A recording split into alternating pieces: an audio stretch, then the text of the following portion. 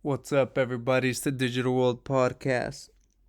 And here we have an article that says Russia will cut off the gas to Poland on Wednesday in a major escalation in the standoff between Moscow and Europe over energy supplies and the war in the Ukraine. Folks, let me tell you that this situation, it's definitely escalating. But maybe it's not all what it seems. Obviously, this is going to have consequences, right? Energy prices are going to skyrocket, and more than they already are. I was watching a video. It was, I believe, George Gammon, and he was saying he knows someone who's giving him information that gas prices in Europe in some places are 250 a liter. 250 a liter. There's 4 liters in a gallon. Now you do the math. That's $10 a gallon. What would you do if gas prices were $10 a gallon here? Yeah, there'd be a outcry from the people for sure, from citizens, and that's where we are in today's day and age. But the reason I said it's not all as it seems, who's the one who's been talking about having enough food and being able to uh, have equality in these buzzwords? People at the UN. And who's the secretary of the UN? Antonio Guterres. And who is he sitting with at the table? Putin. Folks, these people are all in bed with each other. Don't fall for this, show of things that is going on. They're all intermingled with each other and they're all sitting at the same table. So don't be by any means um, confused or tricked. Another thing is there's been a lot of footage that's leaking out of China.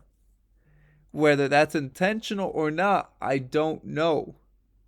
However, it's showing that there's possibly another pandemic on the horizon.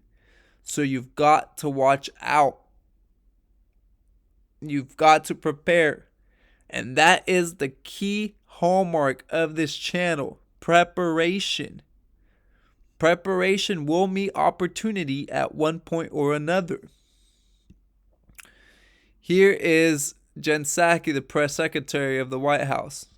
We are not expecting a food shortage here at home, but we are acting to bolster food security around the globe, both unilaterally and in conjunction with allies and partners. So, read between the lines. They're not expecting it. It could definitely happen. I've heard multiple opinions on this, but what could actually happen is, you've heard the saying that says when the US sneezes, the whole world catches a cold.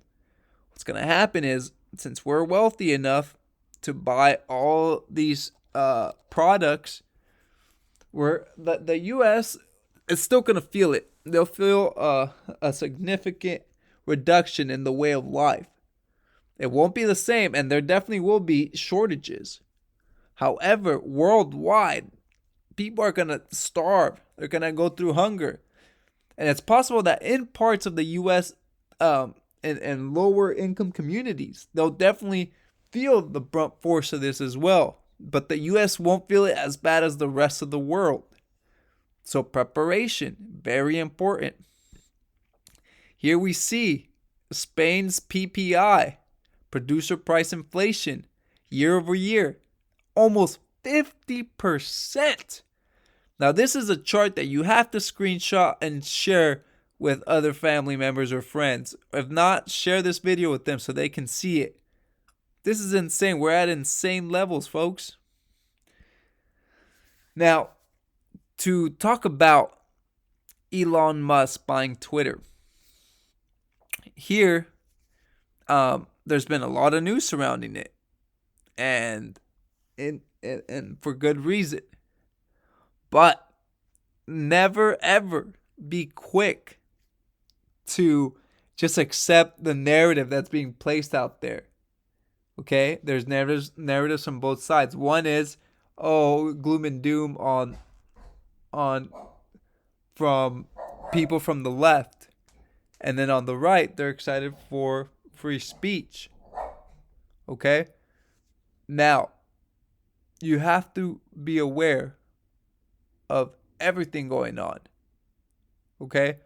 And not just fall for it. But if it does become decentralized, we'll see that supposedly there won't be any government control as SpaceX sits above local internet and is hard to censor, as Ukraine has shown. This is what Raul Paul is saying. He says the world is changing fast. Now listen to this guy. What irony, right? But this is the reality of what's been happening on social media. If you own all of Twitter or Facebook or what have you, you don't have to explain yourself. You don't even have to be transparent. You could secretly ban one party's candidate or all of its candidates, all of its nominees, or you could just secretly turn down the reach of their stuff and turn up the reach of something else, and the rest of us might not even find out about it till after the election. Elon Musk says this is all to help people because he is just a free speech, philosophically clear, open-minded helper. And the irony is he's over here talking about, what could possibly happen with Musk and his purchase of Twitter. But the irony is the other side was doing that whenever they were in control of Twitter. So I think no one should be, prohibited and shouldn't be allowed to voice their opinion, right? You shouldn't censor someone because they have a differing opinion than you do. But don't come over here and start virtue signaling and saying these things when you've been a part of that same canceling that you're talking about there. Anyways, but this is the nail in the sure place where Gerald Celente says if you need Elon to have quote unquote free speech, then you're missing the point. And he nails it right there. Folks, he shouldn't be the reason why we have free speech. That's not entirely at all what this is all about. This goes further than that. And plus, I'm still digesting the information because time will clear things up. As of right now, there's a lot of news and everything that muddies the waters. But in due time, we'll see why this happened. And it'll create a clearer picture. But folks, we shouldn't have one rich person who comes and saves the day. No, it's a collective part that we all have to play, in which we will not allow for that to keep on taking place. Right? We all have to stand together on this point. So anyways, that's it for today. Thanks for watching. Like and subscribe to the channel. This is the Digital World Podcast. And I'll see you in the next episode.